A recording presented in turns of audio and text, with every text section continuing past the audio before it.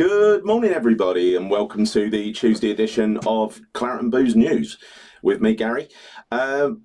We've got three stories today. We're going to talk about, first of all, we're going to look back to the Everton game and then look forward to the Lyon game and sort of ask the question, are we ready? Second, we're going to talk about the new rule that the Premier League are likely to bring in next year, and Moyes backs it, and that is to have 5 substitutes in the Premier League. And then finally, we've got a little fun article, and it comes from an article in The Athletic where we talk about what would big players who we bought yesterday, what would they be worth today in today's market?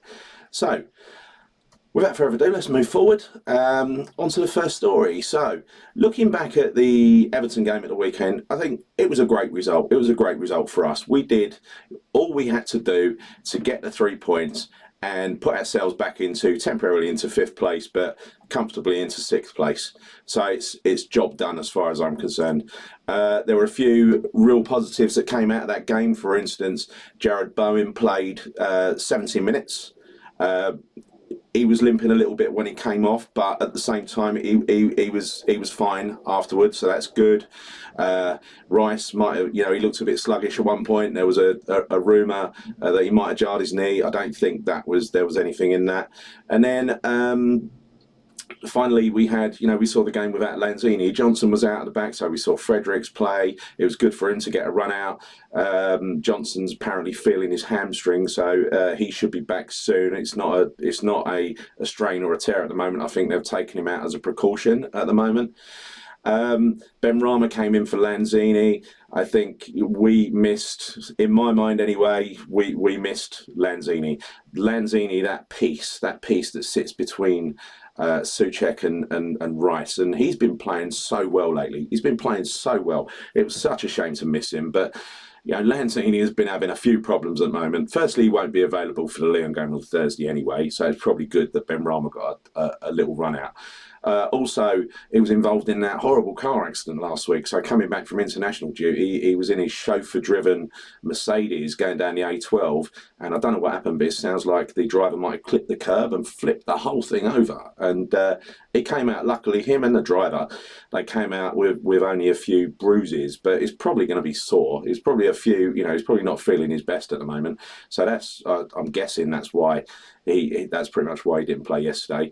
All this off the back of Lanzini. He's got a lot of car problems at the moment. Apparently he was in court because he got a brand new Porsche Cayenne and decided to take it out without license or insurance, and so he's being prosecuted over that at the moment. So Lanzini's got more than his fair share of problems.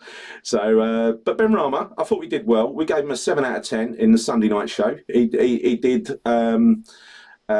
He always does the first bit well, in my experience. He defended well, but from an attacking sense, he always does the first bit well, which is he shows intent.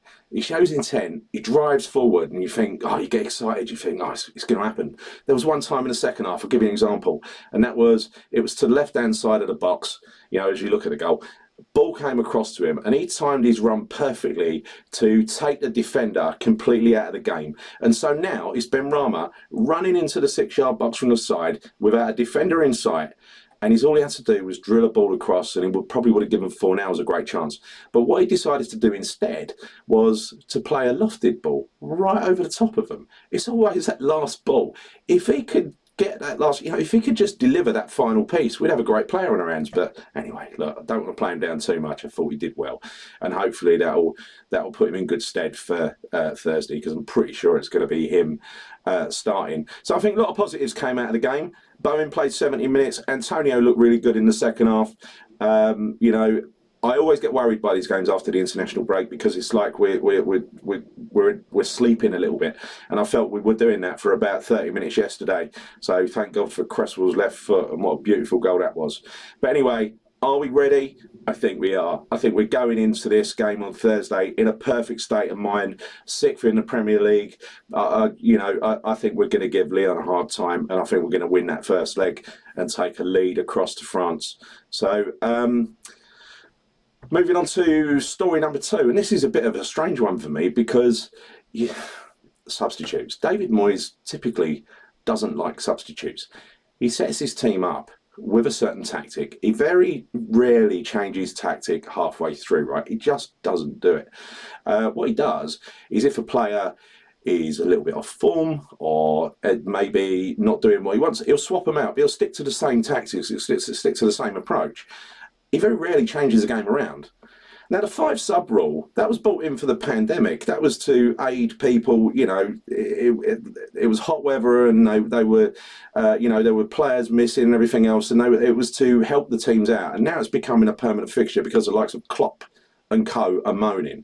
But what you're going to see, I don't know if you saw it, but there was an FA Cup game recently, Nottingham Forest against Liverpool. And the 5 subs are allowed in the FA Cup, right? Nottingham Forest have played really well in the FA Cup this year. They were holding Liverpool. It got into the second half, and what did Klopp do? All in one hit, he brought 5 world-class players onto the pitch to replace 5 world-class players. In other words, it's like a plan B all in one hit. You swap out your whole attack, right? That is the advantage that the big boys are going to have next year. We won't do that. So I am struggling to know why Moyes is in favour of this change, because he don't use subs. Maybe if we had a manager who did use subs, I tell you what, I bet a tenner on it now. He'll never use 5 subs. It's just not going to happen. So yeah, the mind boggles in this one. I don't know where he's coming from or why on earth he would support it. But anyway, here's what it is. Let's move on to the final story, and this is a fun one. Again, it's from The Athletic. What they did was they looked at, and they did this across all Premier League clubs. They looked at players that were signed in the past, like big players, and they adjusted the original price for inflation, and they've come up with what they would cost in today's market. And this might surprise you, because when you look back and you think, oh, we paid $4.5 million, I think, for John Hartson, you know, these seem like chicken feed in today's, when you look at today's prices, right? Well, when adjusted for inflation, the prices are surprisingly large. John Hartson, for instance, would cost 66 million in today's money. Tevez and Mascherano would have cost almost 50 million each. So it ain't like we got them for a bargain, is it? Add to that the 20 million fine we had to pay. Kitson, 46.6 million. Matt Upson, 42.1 million. And finally, the bargain of all bargains, in today's market, Dean Ashton, just under 40 million, 38.2 million. And then finally, let's look at what, for instance, Newcastle would have paid for Alan Shearer. In today's money, Newcastle would have paid £222 million for Alan Shearer and £111 million for Tino Asprilla. What an absolute, I mean, they're huge prices. I just wonder, with the new investment, whether or not Newcastle would be paying those kind of fees again in the seasons to come. I mean, my guess is they might be. Depends how generous their nice new Saudi owners are. But anyway, look, that wraps up the news for Tuesday. Please join Nick on Thursday for the Thursday news. Please leave me your comments, because this is a new show and we want to develop these things and give you what you want. So let me know your feedback on any of the stories as well that we've done today. And also let us know of any stories you'd like us to do. Please get in touch. So until then, look, have a lovely Tuesday, and I will see you soon. Come on, you irons.